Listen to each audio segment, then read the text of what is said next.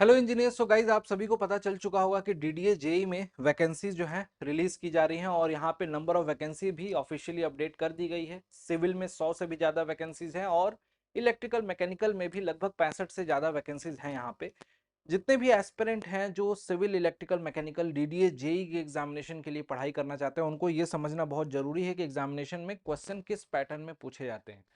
सबसे पहले यहाँ पे देखते हैं, समझते हैं गाइज। यहाँ पे जो एग्जामिनेशन होता है उसमें नॉन टेक्निकल और टेक्निकल दोनों ही पूछा जाता है। अगर सिविल इंजीनियर्स की बात करें बेसिकली, तो जैसे नॉन टेक्निकल है, नॉन टेक्निकल में 10-10 नंबर के 4 सेगमेंट आते हैं। यहाँ पे 40 नंबर का नॉन टेक्निकल, जिसमें जनरल अवेयरनेस, रीजनिंग, एप्टीट्यूड और इंग्लिश लैंग्वेज के 10-10 नंबर के क्वेश्चंस आते हैं। उसी तरीके से टेक्निकल में 80 नंबर के 80 क्वेश्चन आपको देखने को मिलते हैं। ठीक है, एक एक नंबर के सारे क्वेश्चन होते हैं, नेगेटिव मार्किंग भी होती है। यहाँ पे टोटल 120 मिनट में इस पेपर को सॉल्व करना होता है, 120 क्वेश्चन को। ठीक है, 2 घंटे का यहाँ पे समय जो मिल रहा है आपको।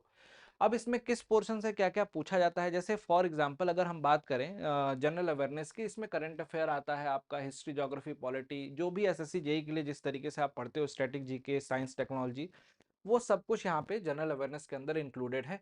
रीजनिंग की बात करें तो रीजनिंग में number series, coding, decoding, blood relation, again यहाँ पे रीजनिंग जो है एसएससी जेई के लिए जो सिलेबस पढ़ रहे हो उसी से आपका ये रीजनिंग भी हो जाती है। अगर जितने भी एस्पिरेंट हैं जो एसएससी जेई की ऑलरेडी प्रिपरेशन में हैं, आरआरबी जेई की ऑलरेडी प्रिपरेशन में, उनको नॉन टेक में बहुत ज़्यादा एफर्ट डालने की जरूरत नहीं है, बस इंग्लिश में आपको थोड़ा बहुत पढ़ना पड़ेगा। आगे अगर हम बात करें quantitative aptitude, number system, ratio, proportion, यहाँ पे percentage, profit loss, time and work, speed, time, distance, ये सारे के सारे टॉपिक हैं जहाँ से क्वेश्चन पूछे जाते हैं इस एग्जामिनेशन में। और इंग्लिश लैंग्वेज की बात करें तो यहाँ पे रीडिंग कम्प्रीहेंशन बहुत आसानी से क्वेश्चन हो जाते हैं वहाँ से, और सिनोनिम्स, एंटोनिम्स जो कि थोड़ा सा आपको टफर साइड में देखने को मिलता है, spotting errors, filling the blanks, fill ups वाले, और सेंटेंस इंप्रूवमेंट, पैराजंबल्स, ये सारे के सारे सेगमेंट्स आपको देखे जाते हैं। अगर हम बात करें टेक्निकल में सिविल इंजीनियरिंग के बच्चों के लिए सिविल इंजीनियरिंग के सिलेबस की, तो यहाँ पे देखो स्ट्रक्चरल इंजीनियरिंग, जिसमें आपका स्ट्रेंथ ऑफ मटेरियल, मतलब स्ट्रक्चर पार्ट में सोम आता है, थ्योरी ऑफ स्ट्रक्चर और आरसीसी और स्टील स्ट्रक्चर, ये पूरा स्ट्रक्चरल सब्जेक्ट है जो कि आपके 4 सब्जेक्ट है सिविल इंजीनियरिंग के। उसके बाद बिल्डिंग मटेरियल में आपके टॉपिक्स लिखे हुए हैं, cement, brick, concrete, steel, timber, यहाँ से क्वेश्चन आपको देखने को मिलता है। Construction management, CPM and PERT यहाँ पे देखने को मिलता है। कंस्ट्रक्शन इक्विपमेंट से भी क्वेश्चन यहाँ पे पूछे जाते हैं, इंपॉर्टेंट है गाइज। ये पार्ट जो है ये अक्सर मल्टीपल एग्जामिनेशन में आपको देखने को मिल रहा है। फ्लूइड मैकेनिक्स की बात करें तो फ्लो, प्रेशर, हाइड्रोलिक मशीन, ये पूरा का पूरा आपका पोर्शन देखने को मिलता है। फ्लो मेजरमेंट वगैरह से क्वेश्चन देखने को मिलते हैं। हाइड्रोलॉजी एंड इरिगेशन में एक्वीफर, कैनाल डिजाइन और वाटर लॉगिंग से क्वेश्चन आपको ज्यादातर देखने को मिलते हैं। एनवायरमेंटल इंजीनियरिंग में वाटर सप्लाई, सीवेज ट्रीटमेंट और सॉलिड वेस्ट मैनेजमेंट, यहाँ से भी क्वेश्चन आपको इस एग्जामिनेशन में देखने को मिलते हैं फ्रिक्वेंटली। आगे अगर बात करें ट्रांसपोर्टेशन में हाईवे मटेरियल, ज्योमेट्रिक डिजाइनिंग और पेवमेंट से क्वेश्चन देखने को मिलते हैं। सर्वेइंग में लेवलिंग, थोडोलाइट, टेकोमेट्री और रिमोट सेंसिंग के भी क्वेश्चन इस एग्जामिनेशन में पूछे गए हैं। सॉइल मैकेनिक्स की बात करें तो बियरिंग कैपेसिटी, कॉम्पैक्शन और शियर स्ट्रेंथ से क्वेश्चन ज्यादातर इस एग्जामिनेशन में पूछे जाते हैं। तो गाइज ओवरऑल अगर मैं बात करूं इस एग्जामिनेशन की, तो आपको एक आइडिया लग गया कि सर यहाँ पे 80 नंबर आपके टेक्निकल कोर से आने वाला है, 40 नंबर नॉन टेक्निकल से आने वाला है, जिसके लिए आपको अभी से लगना पड़ेगा, क्योंकि नोटिफिकेशन आने के बाद बहुत ज्यादा समय नहीं मिलता है। अभी आपको वैकेंसी दिखाया है डीडीए ने कि इतनी वैकेंसीज पे हम नोटिफिकेशन जल्द ही रिलीज करने वाले हैं।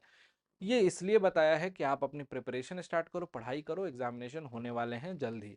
तो गाइज आप सब में से जितने भी एस्पिरेंट जो हैं इसकी डेडिकेटेड क्लास चाहिए, जिसको पढ़ना है, जिसको डीडीए जेई के लिए कायदे से सिस्टमेटिकली सारे सिलेबस को कंप्लीट करना है, उनके लिए सिविल, मैकेनिकल और इलेक्ट्रिकल इंजीनियरिंग के ये महापैक्स हैं, जिसके अंदर डीडीए के बैचेस इंक्लूडेड हैं। डीडीए के बैच अलग से लेने की जरूरत नहीं है।